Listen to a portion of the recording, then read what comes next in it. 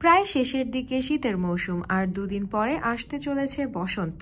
প্রকৃতিতে ইতোমধ্যে বইতে শুরু করেছে বসন্তের আগমনী বাতাস, আর এর মধ্যে দেশের দুই বিভাগে গুড়ি গুড়ি বৃষ্টির আভাস দিয়েছে আবহাওয়া অধিদপ্তর। সেই সঙ্গে রাতের তাপমাত্রাও বাড়বে বলে জানিয়েছে অধিদপ্তর।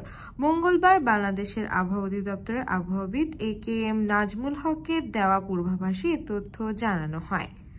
আবহাওয়া অফিস জানিয়েছে, আগামী 24 ঘন্টায় অস্থায়ীভাবে আংশিক মেঘলা আকাশ সহ সারা দেশে আবহাওয়া প্রধানত শুষ্ক থাকতে পারে।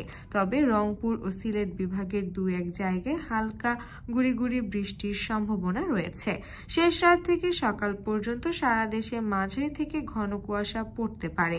পাশাপাশি সারা দেশে রাতের তাপমাত্রা 1 থেকে 2 ডিগ্রি সেলসিয়াস বৃদ্ধি পেতে পারে এবং দিনের তাপমাত্রা প্রায় অপরিবর্তিত থাকতে পারে।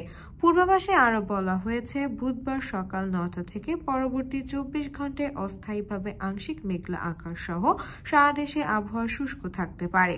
তবে শেষ রাত থেকে সকাল পর্যন্ত সারা দেশে মাঝারি থেকে ঘন কুয়াশা পড়তে পারে।